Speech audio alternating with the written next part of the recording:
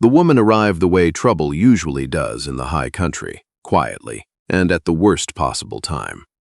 That was the first thing Harlan Briggs noticed when he looked up from the irrigation ditch he'd been trying to patch since sunup. Not a rider, a walker, coming up the south road with a leather satchel over one shoulder and a bedroll strapped across her back, moving with the unhurried deliberateness of someone who had long since stopped trying to arrive anywhere quickly. She was young, mid-20s, maybe, though the sun and whatever she'd been through had put something older behind her eyes. Her boots were good boots once. They'd been repaired at the heel with a strip of harness leather and copper rivets. Her coat was a man's coat, cut down and re-hemmed. She had no horse, no companion, and the particular set to her jaw of a woman who has made her peace with being underestimated. Harlan set down his shovel. Behind him, in the farmhouse, his wife Mabel was making noise in the kitchen that communicated, without words, that the morning was already not going the way she'd hoped. The wheat was 3 weeks behind. The irrigation ditch was losing a third of what it brought in. Their hired man, the reliable one, had left in June for a mining claim that would almost certainly ruin him, and the 2 boys they'd found to replace him had lasted a combined total of 11 days before the work proved less romantic than advertised. The woman reached the fence gate and stopped. She took her hat off, a battered straw thing with the brim reshaped by weather into something approximate, and held it in both hands the way people do when they're about to ask for something, and want you to know they know the asking costs something. She looked at the field, then at the ditch, then at Harlan. "Your headgate's wrong," she said. Harlan blinked.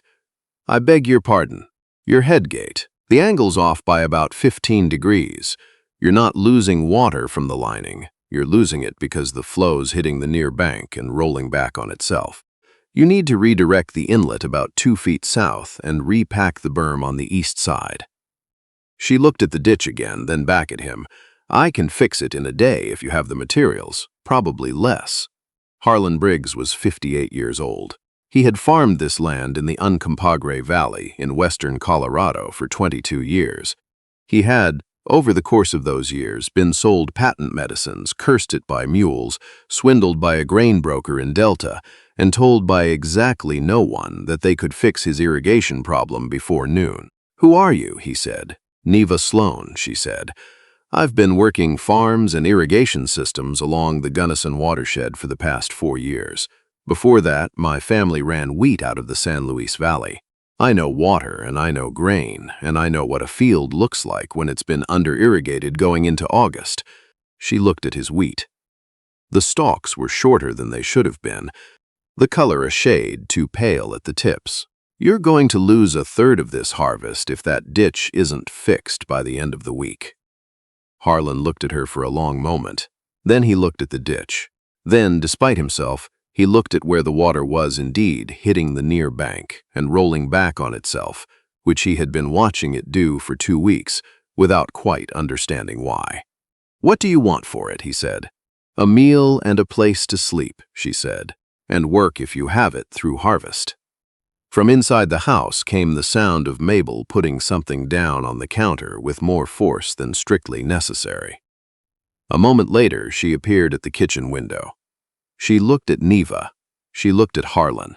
The years between them translated that look without effort. They'd had strangers before. One had helped himself to a saddle and a side of cured pork. One had been cheerful and useless in equal measure for 3 weeks before wandering off toward Montrose. They were 58 and 55 years old, respectively, and running this farm on 2 pairs of tired hands and a stubbornness that had long since outlasted its enthusiasm. Mabel's face did not give much away. It rarely did. But she didn't close the window either. Harlan looked back at the woman, at Neva, who was standing at his fence gate holding her hat and looking at his failing ditch with the focused attention of someone who is already solving a problem they haven't technically been hired to solve yet. "You know what you'd need?" he said. 40 pounds of packed clay, a half-dozen willow stakes, some salvage lumber if you have it. I can make do with less if you don't." She paused. "Your soil here is good. Heavy silt from the river bottom. It holds if you pack it right. Most people don't pack it right. They fill the gap and move on and wonder why it breaks again in 6 weeks. Harlan had filled gaps and moved on and wondered why it broke again in 6 weeks exactly 4 times in the past 2 years. He opened the gate. The head gate took her a day and a half, not 1, because what she found when she dug into the east berm was worse than expected. A slow undermining from rodent tunneling that had been widening the weakness for most of the summer. She repacked the entire east section from scratch, resetting the angle of the inlet, driving the willow stakes 18 inches deep on alternating sides of the channel, facing the lumber against the high-pressure side with a precision that made it look, when she was done, less like a repair than an improvement on the original design. Harlan walked the ditch when she was finished and said nothing.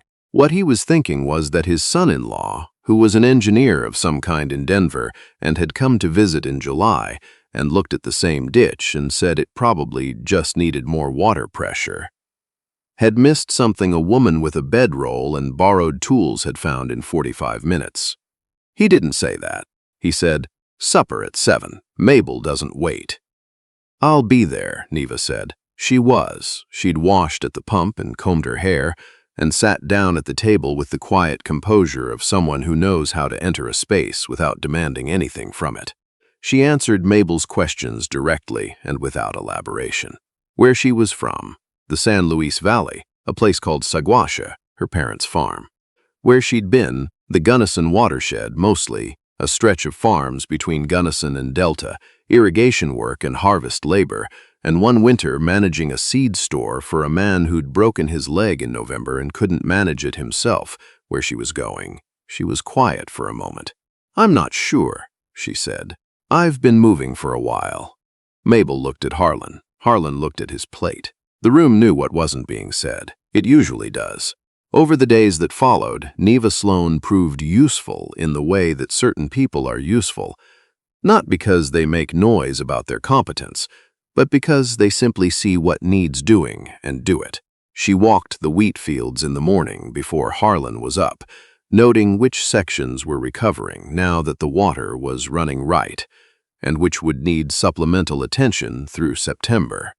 She repaired the equipment shed door, which had been hanging wrong on its hinges for so long that everyone had simply learned to lift and pull simultaneously as a matter of habit. She found a crack in the foundation of the grain storage building that was not yet serious, but would be by winter, and showed Harlan exactly where it was and what it would cost him if it went unaddressed. She didn't volunteer opinions unless asked, but when asked, she was precise. Mabel watched her. There was something Mabel couldn't settle about Neva Sloan, and it wasn't a wrongness. Mabel's sense for wrongness was reliable, and this wasn't it. The woman was honest in her bones. She worked without being watched. She asked before she changed anything. She was courteous in the particular way that comes from genuine regard rather than performance. It was something else. It was the way Neva didn't talk about where she'd come from, not evasively, not with the sharp, careful deflections of someone hiding something, but the way a person doesn't speak about a wound that is still in the process of healing. The careful way she steered around certain words: family, home, before. One evening in late August, when the harvest was close enough to smell in the air and the evenings had started cooling fast the way they do at altitude, Mabel set down her mending and said simply, "What happened in Saguache, Neva?" Harlan looked up from his almanac. Neva was quiet for a moment. She was looking at her hands the way people look at things when they're deciding how honest to be. "My father's farm," she said, 400 acres of wheat and hay ground. Good land, river-bottom soil, reliable water rights from the old Spanish grant system. My mother died when I was 14. My brother left for California when I was 18. It was just my father and me from then on." She paused. "He had a bad heart, worse than any of us knew. He died in the spring of 1883, and the farm came to me. And," Mabel said, "and I was 22, and I thought I knew more than I did." Something crossed her face. Not shame, exactly. More like the clear-eyed accounting of someone who has had a long time to understand what went wrong, The water rights were contested. A man named Decker had been disputing the grant boundary for years with my father, and my father had always held him off because he knew the law and the land well enough to win every challenge. I didn't. I hired a lawyer who turned out to be Decker's cousin. She let out a breath. By the time I understood what was happening, the rights were adjudicated against us and the bank called the operating loan. She looked at the fire. I had the clothes on my back and $60 and whatever I could carry on the horse, which I had to sell in Alamosa for the stage fare north. The fire moved in the grate. "I've been working my way back up since then," she said, learning what I should have known before I needed it. Water law, soil management, equipment, the things my father knew that he never had time to teach me because we didn't think time was short. She was quiet. "I don't know what I'm trying to get back to exactly, but I know I'm not finished moving yet." Mabel set down her mending needle. "You're trying to find something solid to stand on," she said, after years of everything shifting. Neva looked at her. Mabel did not look up. "Most people take longer than they expect," she said. "That's not a flaw. That's just how it goes." The autumn harvest proved to be the best the Briggs farm had seen in 4 years. Not miraculous. The wheat had been too stressed in July for that, but solid. Better than the projections, better than the neighbor to the east, who ran more acreage and better equipment, but had let his ditch work go to ruin. Harlan drove 2 loads to the grain elevator in Delta and came back both times with numbers that made Mabel close her eyes for a moment, in the particular way she did when something had gone right after a long stretch of wrong. Neva was there for both days of the main harvest, working the binder alongside Harlan from first light until the light gave out, bundling and stooking with the practiced efficiency of someone raised to this work, keeping pace with a man who had 20 years on her without apparent effort. She knew when to push and when to let the equipment breathe. She knew how to read the cut, when the straw was too green to bind tight, and when it would shatter if they waited. She made decisions without asking and got them right often enough that Harlan stopped second-guessing her and simply worked alongside her, the two of them falling into the particular rhythm of people who understand the same language. On the last evening of harvest, Harlan did something that surprised himself. He came into the kitchen where Mabel was making supper and sat down at the table and looked at the wall for a while. "She's going to leave," he said. "I know," Mabel said. "When the harvest's done, there's no reason for her to stay." Mabel turned from the stove. She looked at him with the particular directness that had been one of the first things he'd loved about her 40 years ago and still was. "Then give her one," she said. Harlan looked at her. "We can't run this alone, Harlan. We couldn't last year, and we can't next year, and we both know it. And she knows this land now. She's been learning it all fall, the same way a person learns something they intend to keep." She turned back to the pot. She fixed the ditch. She saved the harvest. She found the crack in the grain building that would have cost us a winter's storage. She didn't look at him. "I don't think she's looking for somewhere to pass through. I think she's looking for somewhere to stay, and she doesn't know yet if she's allowed to want that." The next trouble came not from drought or equipment failure, but from a man named Silas Greer, which was a name that landed with a specific weight on Harlan's face when Neva first heard it spoken. The way a name lands when it has history attached to it, that was never resolved cleanly. Greer ran the largest grain operation in the valley, 700 acres of bottomland plus water rights that he had accumulated over 15 years through methods that were technically legal and practically predatory. He had approached the Briggs farm twice in the past 3 years about purchase. Once with a reasonable offer, and once with an offer that was less an offer than a statement of what he believed the property would eventually become his for anyway. Both times Harlan had declined. The second time there had been words, not threats, nothing that could be repeated to a sheriff, just the slow, patient certainty of a man who believed he had more time than everyone else. He arrived on a Tuesday morning in October with a man who introduced himself as a land assessor and a piece of paper that claimed to document a boundary dispute on the North 40. Harlan went for his temper, which was the thing he could least afford in this situation, and the thing he was most inclined toward. Neva came out of the barn. She had been repairing the hay wagon tongue and had the sort of look a person has when they've been doing focused, careful work and have been interrupted. Not hostile, just waiting to understand whether the interruption was worth it. She looked at Greer. She looked at the paper in his hand. She looked at the man who called himself an assessor. "May I see that?" she said. Greer looked at her. He was a large man in a well-made coat, with the kind of soft authority that comes from having been agreed with for a long time. He was not accustomed to being addressed first by women who appeared out of barns. "This is a private matter," he said. "I manage operations here," Neva said. It was simple and it was stated without particular emphasis. The way you state facts that you don't expect anyone to argue with. "If it concerns this property, it concerns me." Greer's assessor shifted slightly in his stance. It was a small movement, barely visible, but Neva saw it. She'd grown up watching men shift their stances when they weren't as certain as they were pretending to be. She held out her hand for the paper. After a beat, Greer gave it to her. She read it. She read it the way she read everything, completely, without rushing, without any performance of reaction. Then she handed it back. "The section corner he's referencing," she said to Harlan, "is the one marked by the cottonwood stand at the creek bend. The original survey used a bearing tree that came down in the flood of 1878. The current line was reestablished and recorded with Mesa County in 1881. She looked at Greer. "I'd be happy to show you the resurvey documentation. Mr. Briggs keeps his title records in good order." A silence. "How would you know that?" Greer said. "I pulled the plat records from the county office in Delta when I first came on here," Neva said. "I like to know what I'm managing." She looked at him steadily. Not challenging, just steady. "If there's a genuine dispute about the North 40, it should go through your attorney and ours.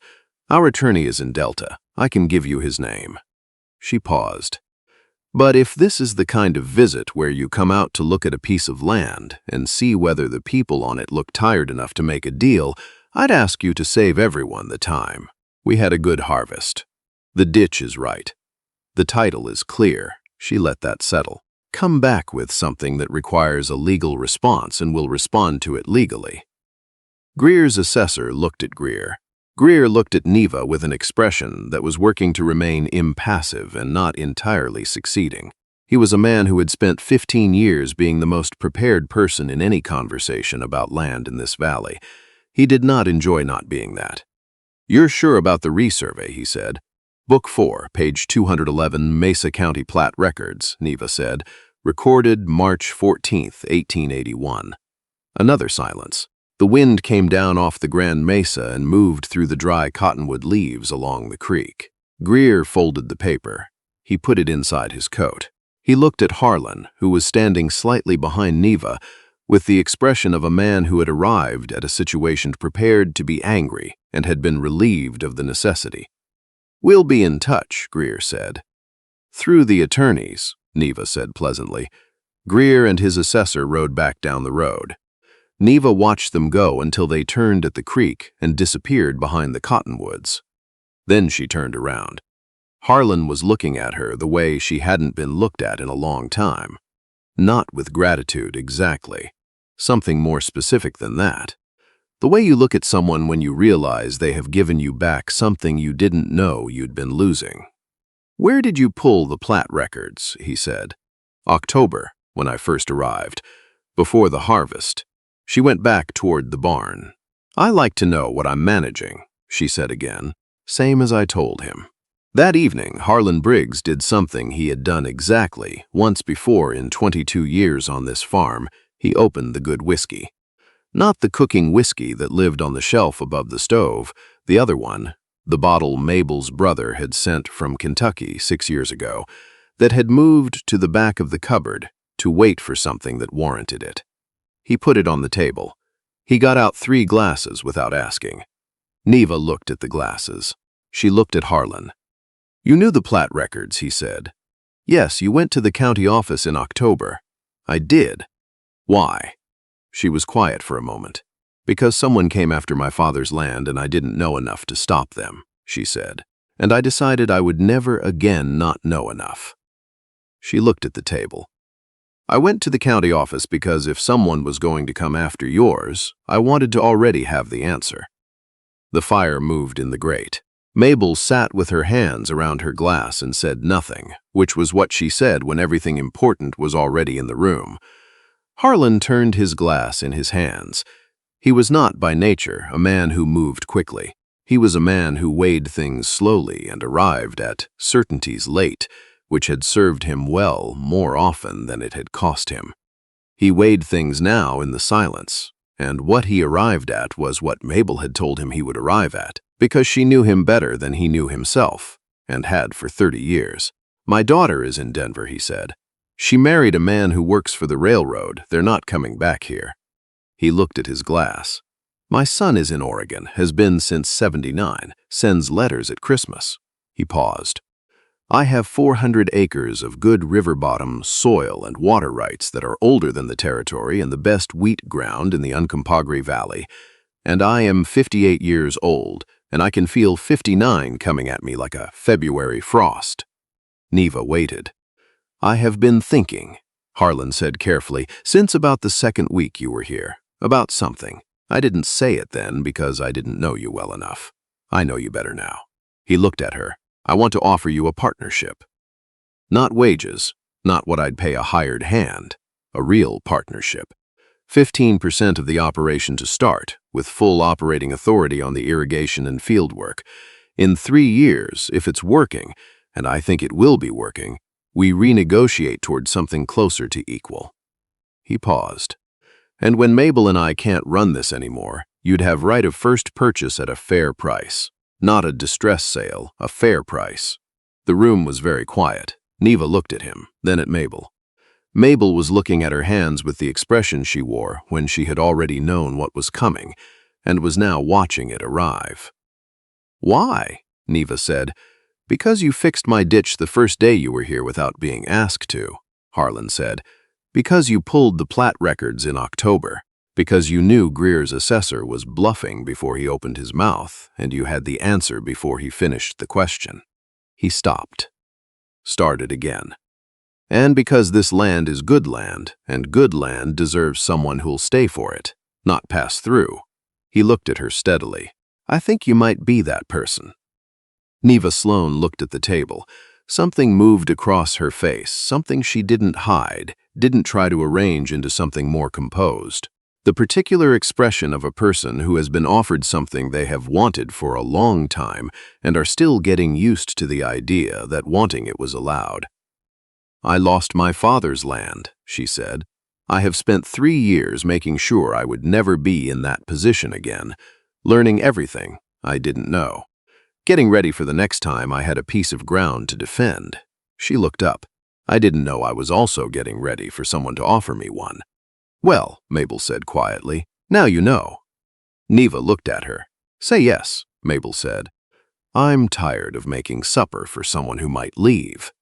And for the first time since she had walked up the South Road with a bedroll and a satchel and a battered straw hat, Neva Sloan laughed. It was an unguarded laugh, the kind that happens before a person can decide whether to allow it. Greer came back in December. He came with a lawyer this time and a survey document and the patient certainty of a man who believes time is always on his side. He found Neva at the gate with a copy of the Mesa County Plat Records, Book 4, page 211, which she had anticipated he would eventually require, and had obtained a certified copy of from the county clerk's office in November. She showed him the page. She showed him the recorded survey coordinates. She showed him the date. His lawyer looked at the document. His lawyer said something quietly to Greer. Greer's expression did not change, which in Neva's experience meant that it wanted to. The boundary is recorded and clear, Neva said. Any future dispute should be filed through the Mesa County District Court. The filing fee is $4. The process takes approximately 8 months. We would be prepared to defend the title at every stage. She paused. You have good land of your own, Mr. Greer. 700 acres is more than most men ever manage. I'd think about what you want to spend the next 8 months doing." Greer looked at her for a long time. "You're the Sloan girl," he said. "From the San Luis Valley, Neva Sloan," she said. "Yes, I knew your father," he said. "He was a hard man to move." "I know," she said. "I got that from him." Greer looked at the document one more time. Then he looked at her. Something shifted in his face, not warmth, nothing close to that, but the particular settling of a man who has identified exactly what he is dealing with and is recalculating accordingly. "You'll hear from my attorneys," he said. "I'll be here," Neva said. He wasn't back after that. The letter from his attorneys arrived in January, citing the same survey dispute, and Harlan's lawyer in Delta answered it with a 14-page response that included the certified county plat, the original Spanish grant documentation, the 1881 resurvey record, and a detailed account of the 1878 flood that had taken out the original bearing tree. The dispute was formally withdrawn in February. Mabel put the letter on the table at supper. She didn't say anything. She didn't have to. Winter on the Uncompahgre was the kind of cold that made the mornings a physical argument. The irrigation channels froze in January and had to be checked daily for the kind of ice damming that could crack the banks when the thaw came. Neva walked them every other morning before light, carrying a lantern and a steel rod for testing, coming back with hands that had gone past cold into something more insistent. Harlan noticed without commenting. That was how things moved between them, through what was observed and acknowledged in the doing of the next thing, not in the saying. By the time March came, and the first thaw softened the south-facing slopes, and the creek started talking again under the last of the ice, something had settled at the Briggs farm that had a different quality than what had been there before. Not an absence of worry. The worries were real and ongoing, water rights and weather, and the price of wheat in a market that didn't care what it cost to grow. But there was, underneath those things, a kind of stability. The stability that comes when a place has found the people it needs. Mabel still went out on Sunday evenings to the small plot behind the orchard where they had buried a daughter in 1871, an infant who had lived 6 days and been named Clara, and she stood there for a while with whatever she had to say. That grief had its place. It always would. But the house had other things in it now, too. The sound of 2 people in the kitchen before Harlan was up, Neva and Mabel working through the week's accounts together at the table. The sound of Harlan and Neva walking the field margin in the evenings, talking about drainage and cover crops, and the slow, patient work of making ground better than you found it.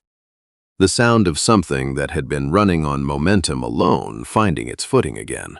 On the first warm evening of April, Neva found Mabel on the porch with her chair turned toward the sunset over the Grand Mesa, which was the view that the original homesteaders must have looked at when they decided that this here was where they would stop. She sat down beside her. After a while, Mabel said, "You wrote a letter last week."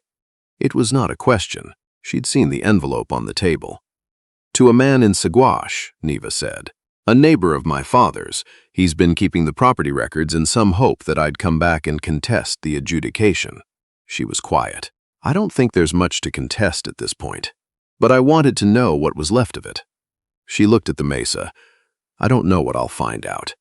Mabel rocked once in her chair. "When Harlan and I came to this valley," she said, "we had a wagon, a team of horses, a plow, and a piece of paper from the land office that described 400 acres we had never seen. We drove 3 weeks to get here. When we arrived, the cabin that was supposed to be on the property was a ruin, and the nearest neighbor was 11 miles away." Neva looked at her. "I cried for 2 nights straight," Mabel said matter-of-factly. "Then I helped Harlan put up a temporary shelter, and we started breaking ground." She looked at the mesa. "I'm not telling you that to say we had it hard. I'm telling you that because for 2 years after we arrived, I was still half looking for the road back out, still keeping one part of myself separate from this place, in case it didn't hold." She paused. "You know what stopped that?" Neva waited. One morning I woke up and I knew which way the wind turned before the clouds showed. I knew how the creak sounded when the snowmelt was coming, 3 days before it came. I knew this ground. Mabel turned to look at her. Knowing a place is how you belong to it, not the paper, not the years, the knowing. She settled back in her chair. You know this ground, Neva. You've known it since October when you pulled those plat records and walked the field margins before anyone asked you to. You knew it before you had a reason to stay. The sun went behind the mesa. The valley went the particular blue-gray of a Colorado spring evening, soft and enormous, the kind of sky that makes a person feel both very small and very placed. I think I've been looking for something to stand on, Neva said, for so long that I forgot to notice when I was already standing on it.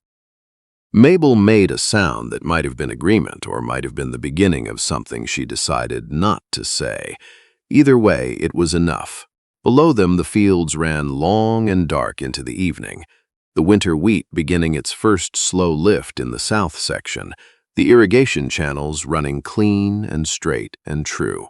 The work of it, the 3 years and the loss and the walking and the learning, and the 400 miles of wrong turns that had somehow accumulated into the right one, settled around her the way ground does when it has finally been packed right. It holds.